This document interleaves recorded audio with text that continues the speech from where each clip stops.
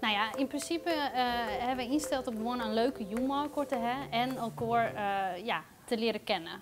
Maar dat hebben wij wel van tevoren eigenlijk helemaal bedacht hoe we dat kind was. We gaan sowieso hebben aandacht besteed aan de namen. We gaan een soort van namenspel doen. Verder hebben we lekkernijen meegenomen. Bijvoorbeeld hele typische Nederlandse snoepjes. En ik Nederlandse appeltaart.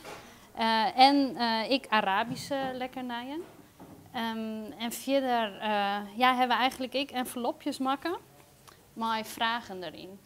Uiteindelijk gaan wij mensen in duo's bij elkaar zetten en dan hopen we dat ze aan de hand van de vragen elkaar wat beter leren kennen. Leg daar misschien een jas overheen.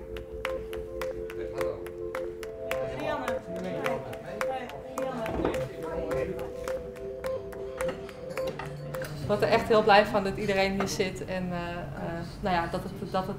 dat iedereen die wij los hebben gesproken, dat die hier nu met z'n allen aan tafel zit. Dat is echt heel leuk. What we're gonna start with is tonight is the name game. The name René is a French name and it comes from the Latin word renatus, which means born again.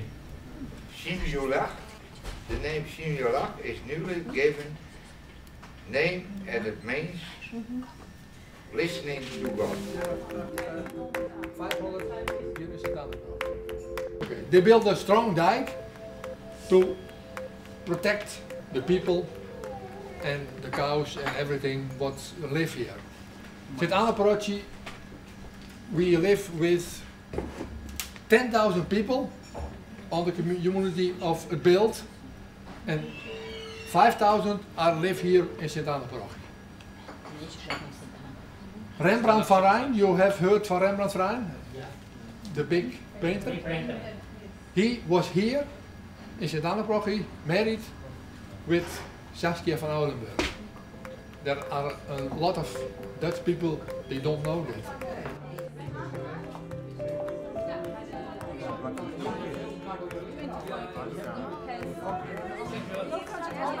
Vraag van jou? Ja, maar ja. Dus snap je het? Waarom vond je het leuk om hier te komen? Ik wilde heel graag hebben vrienden eigenlijk, voor een vriendenlijk. En dit is in mijn cultuur. Ja, wij willen eigenlijk heel graag hebben heel veel vrienden. Ja, daarom.